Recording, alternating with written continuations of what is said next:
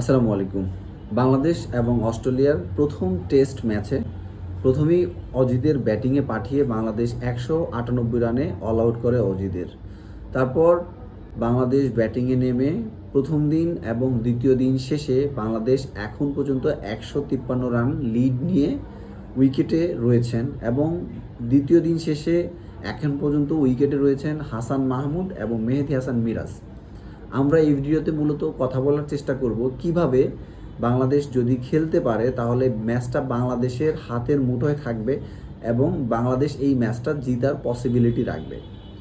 প্রথম যেই পয়েন্টটা আমি বলবো, প্রথম পয়েন্ট হচ্ছে তৃতীয় দিন অর্থাৎ আগামীকালকে যখন মেহেদী মিরাজ এবং হাসান মাহমুদ ব্যাটিং করার জন্য উইকেটে নামবে, মেহেদী মিরাজের সবচেয়ে বড় যে রোলটা প্লে করতে হবে সেটা হচ্ছে মেহেদী মিরাজ দায়িত্ব নিয়ে হাসান মাহমুদ, তাসকিন আহমেদ যারা আছে তাদেরকে সঙ্গে নিয়ে রানটা ২৫০ থেকে ৩০০ রানের লিডে নিয়ে দাঁড় করাতে হবে।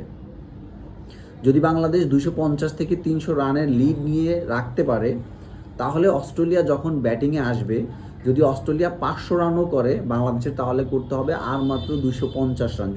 যদি বাংলাদেশ ২৫০ রান করে লিড নিয়ে থাকে সেক্ষেত্রে অস্ট্রেলিয়া যদি ৫০০ রানও করে বাংলাদেশের মাত্র ২৫০ রান নিতে পারলেই ম্যাচটা বাংলাদেশ জিতে যাবে। কিন্তু অস্ট্রেলিয়া এত সহজে বাংলাদেশকে ছাড় দিবে না, এটা আমরা সবাই জানি। বাংলাদেশের যেই ভরসাটা থাকবে সেটা হচ্ছে বাংলাদেশের বোলিং ইউনিট, বিশেষ করে হাসান মাহমুদ, তাসকিন আহমেদ, ইবাদত হোসেন, এই তিনজন বোলার। আমরা প্রথম ইনিংসে দেখেছি অস্ট্রেলিয়ান ব্যাটসম্যান স্মিথের একটা মাত্র ক্যাচ মিস করার কারণে স্মিথ কিন্তু অলমোস্ট ৭৮ রানের মতো নিয়ে নিয়েছে, যেখানে স্মিথের ৭৮ রান না হলে ওজিরা হয়তো বা ১৩০ রানের মধ্যে অল আউট হইতে পারত। বাংলাদেশের এই ভুলটা পরের ইনিংসে গিয়ে অর্থাৎ অস্ট্রেলিয়ানরা যখন আবার ব্যাটিংয়ে নামবে তখন যাতে কোনোভাবেই এরকম কোনো প্লেয়ারকে সুযোগ না দেওয়া হয়, বিশেষ করে স্মিথ, লাবুশেন, ট্রাভিস হেড, কাউকেই যদি এই ধরনের সুযোগ দেওয়া হয় তাহলে কিন্তু তারা ম্যাচের মোড়টা ঘুরিয়ে দিবে।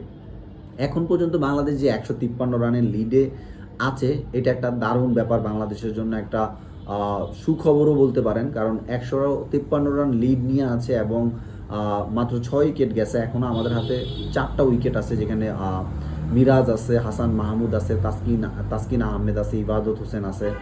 এরা যদি রানটাকে মোটামুটি ২৫০ থেকে ৩০০ রানে কনভার্ট করতে পারে তাহলে কিন্তু বাংলাদেশের এই ম্যাচটা জিতার অনেক পসিবিলিটি রয়েছে।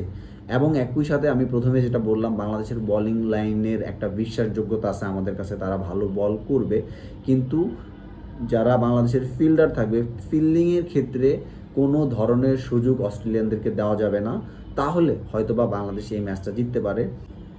অনেক দীর্ঘ সময় পর অস্ট্রেলিয়ার মাঠে বাংলাদেশের টেস্ট খেলা, স্পেশালি তানজিদ তামিমকে অভিনন্দন জানাই। তানজিদ তামিম অস্ট্রেলিয়ার মাঠে অস্ট্রেলিয়ার বিপক্ষে একটা দারুণ সেঞ্চুরি করছে, করে আরেকটা সেঞ্চুরি করার সুযোগ ছিল যেটা ছিল শান্তর। যাই হোক, দুর্ভাগ্যবশত সেঞ্চুরিটা হয়নি। অভিনন্দন তানজিদ তামিম। এই ম্যাচটা যদি জিততে পারে আমার মনে হয় বাংলাদেশের ক্রিকেট বিশ্বে আরও একটা দারুণ পরিচয় হয়ে দাঁড়াবে এবং অস্ট্রেলিয়া বা ইংল্যান্ড কোনো দলই বাংলাদেশকে আসলে যেই ছোট করে দেখে, প্রিভিয়াস টাইম আমরা যেটা দেখে এসেছি, এই সুযোগটা আর থাকবে না এবং বাংলাদেশের একটা দারুণ কনফিডেন্স বিল্ড আপ হবে। আশা করি বাংলাদেশ হয়তোবা নিজেদের সর্বোচ্চটা দিয়ে এই ম্যাচটা জেতার চেষ্টা করবে। আপনাদের মতামত থাকলে অবশ্যই নিচে কমেন্ট সেকশনে জানাতে পারেন। ধন্যবাদ, দেখা হবে অন্য কোনো ভিডিওতে।